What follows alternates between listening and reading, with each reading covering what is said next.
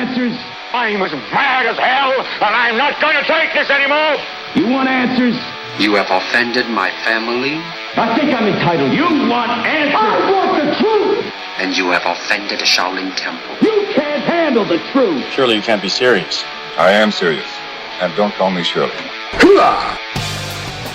Radical Rant. You know, some days when we get up to do the show, you never know what you're going to be talking about. You scour the news looking for something. And then there's days like today where the news just falls right into your lap. And I'm talking about a story that broke this morning, literally like about 3 a.m. I first got the tweets about it around 7 when I was getting up. A Best Western hotel was rocked by an explosion in Newberg, Oregon, just south of us. I think it's about 25 miles south. Our local Fox affiliate, KPTV, reported that around 3 a.m., windows were blown out of a room and a man suffered severe burns, and he admitted he was, quote, cooking hashish, end quote. A woman and a 2-year-old were in the room at the time, but they weren't severely injured. Now, cooking hashish is not exactly the right terminology, and from a public relations standpoint, an unfortunate choice of words.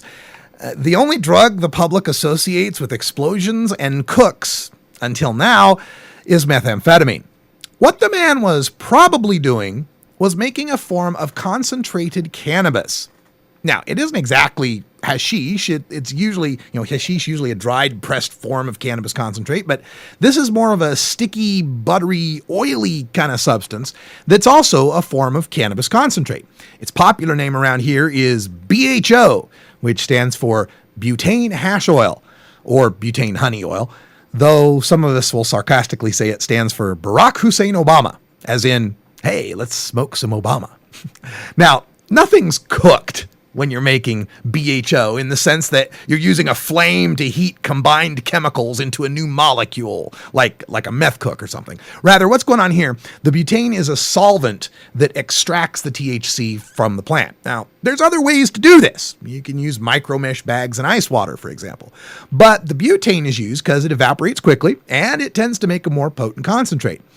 But it's also dangerous because it's a heavy flammable gas and it explodes at the slightest spark of flame, like a pilot light, a cigarette, or an electric switch.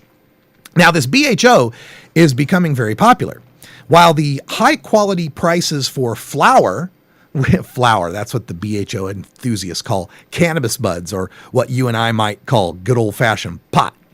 The flower prices have plummeted here in the Pacific Northwest. You can get around $5 to $10 a gram, as low as 150 an ounce in bulk, and not dirt weed or good stuff. The price of BHO, on the other hand, is going up, and I've seen it $20 to $40 a gram.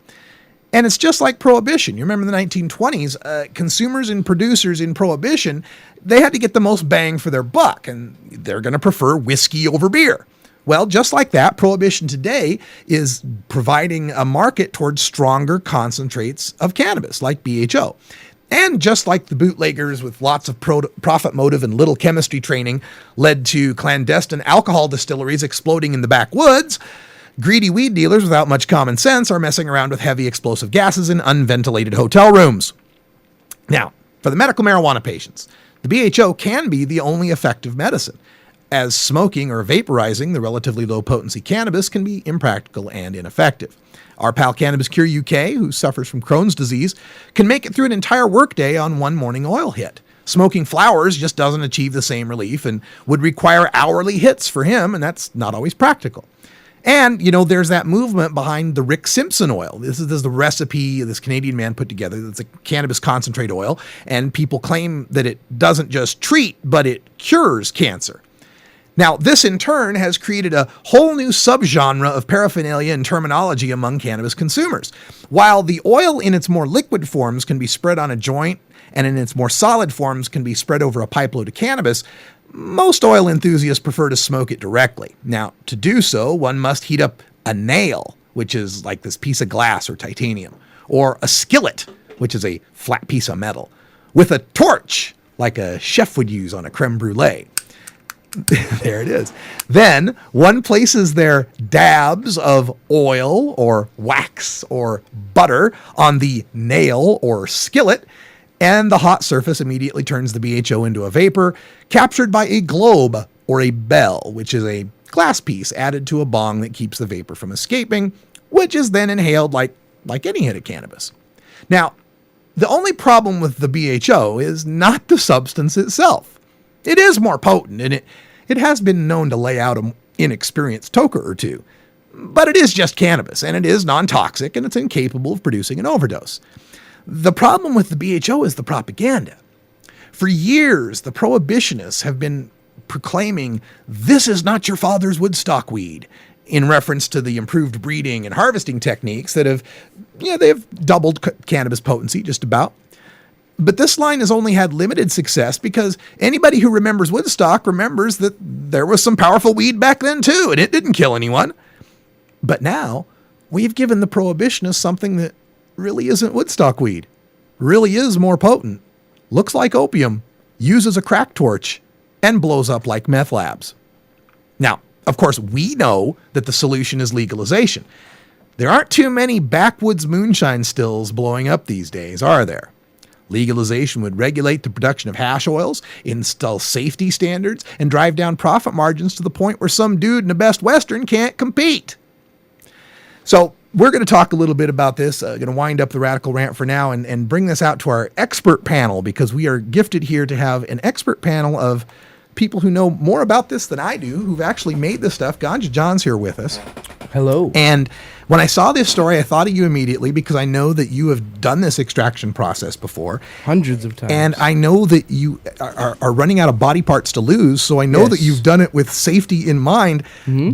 Tell us about this guy in a Best Western, man. What's your thoughts? Well, when I make BHO, I always use eye protection, which most people don't do. The reason for that is because I only have one. Yeah, and I kind of want to protect it.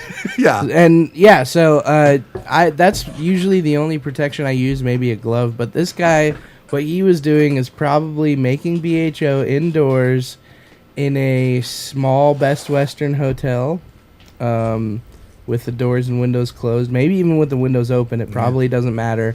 Because it's a gas that sinks. It'll go down below the level of the window. Yeah, it'll just sit on the floor. Even with a fan, it'll just sit and swirl around on the floor. Yeah. So, someone probably flicked on a light. What an idiot. Yeah. And blew the place up. And he had a 2-year-old in there. So, and the thing that bugs me about it is that there are people like you that know what you're doing and are doing it well and doing it for the benefit of patients that really need it. I mentioned Cure, and tell us about, how the BHO is really medicine for you. Yeah, it's it's not just like specifically the BHO, but like the concentrates. The concentrates in general. But I do find that the waxes and the oils tend to have a greater impact quicker. Like if I with Crohn's disease, there's a lot of urgency going to the bathroom. Mm-hmm. So if that happens, I have to go and take a big dab. That will stop that occurrence happening. So we have a situation where we have people that know what they're doing and patients that truly benefit from this being sullied by some idiot trying to make a buck on a prohibited substance because it's become popular now and it's going up in price, and the price for flowers is going down, so that profit margin is going down. So I know these guys that are wanting to make a buck on the sly are turning to this, and one story like this blows it, pardon the pun, for the rest of us. I can tell you too, he was probably using cheap butane that wasn't refined and had accelerants in it, and didn't do his research or didn't know what he was doing. Yeah, and maybe smoking a cigarette, someone turned on a light. And to be doing it with the woman, we don't know if his girlfriend or his wife or what, but a woman and a 2-year-old child in the room. Not okay. Not okay. It's cool. Not okay to ever do it inside or around children. Yeah, just wrong. So we will keep doing damage control on this and try to educate the public and avoid what I fear is going to be a coming storm on this, on the not your father's Woodstock weed, the danger of dabs. I can see the headlines now. Hey, folks, we got to go. I'm Radical Russ for Ganja John, Cannabis Cure UK, Wiz Khalico, and Cannabis Carry. Thanks for joining us. Stay tuned for Hour 2 live on Ustream.tv. For those of you listening to the podcast, we'll see you tomorrow. And until next time, take care of each other, tokers.